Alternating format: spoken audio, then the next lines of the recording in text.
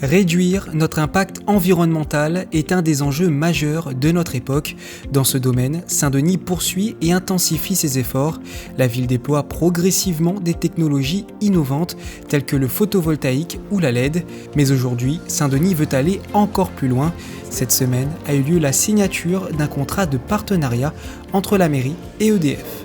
Ce partenariat va permettre à EDF d'accompagner l'ensemble des projets d'économie d'énergie, de rénovation énergétique de la ville, avec des aides financières très concrètes qui sont versées par EDF à la mairie pour l'éclairage public, la climatisation, l'isolation, tous les travaux que la mairie souhaite engager pour réduire sa facture d'électricité. C'est positif pour l'environnement, pour la planète, pour la mairie de Saint-Denis et pour ses habitants. Chaque année, la ville dépense près de 3,5 millions d'euros pour assurer sa consommation énergétique. L'objectif est donc de diminuer de manière significative ses dépenses. Il s'agit pour nous d'améliorer sans abaisser la qualité. Ce partenariat va nous permettre demain d'avoir une luminosité suffisante pour les Dionysiennes et les Dionysiens, avec une facture qui va baisser, puisque l'estimation que l'on fait, c'est de baisser de 50% à terme la facture électrique de la ville de Saint-Denis. On ne diminue pas les factures pour le plaisir de la diminuer. C'est parce que nous pouvons ensuite reporter les sommes que nous allons économiser sur des politiques publiques là où elles ne sont pas actuellement, où on pourra servir le bien commun, le mieux vivre des Dionysiennes et des Dionysiens. Du renouvellement de l'éclairage public à une gestion intelligente et automatisée, la ville s'engage dès aujourd'hui pour bâtir ensemble une ville durable.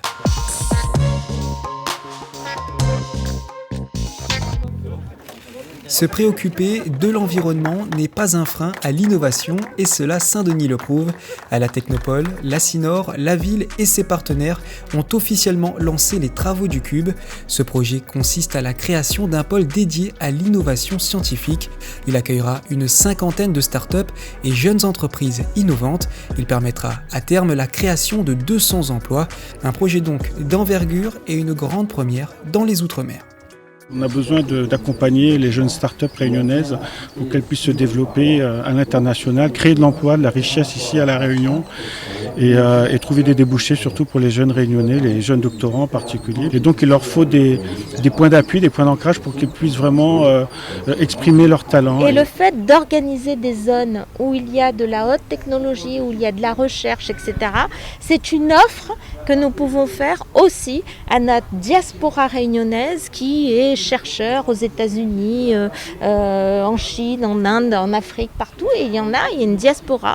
Et à celle-ci, grosso modo, on leur dit, c'est le message, venez, ici aussi ça se passe. Et venez dire ce que vous savez faire et venez aussi transmettre ce que vous avez acquis pour la jeune génération. L'année prochaine, nous allons donc livrer ce bâtiment et à partir de l'année prochaine, des entreprises vont commencer à s'installer. C'est ça qui est important. C'est bien donc, et ce qu'on souhaite également pour le territoire de la Cinor, c'est que le territoire de la Cinor continue à être ce qu'on appelle, au niveau de toute la Réunion, celui qui est aux avant-postes du développement économique. S'étalant sur près de 4000 m², le Cube devrait être livré en novembre 2021.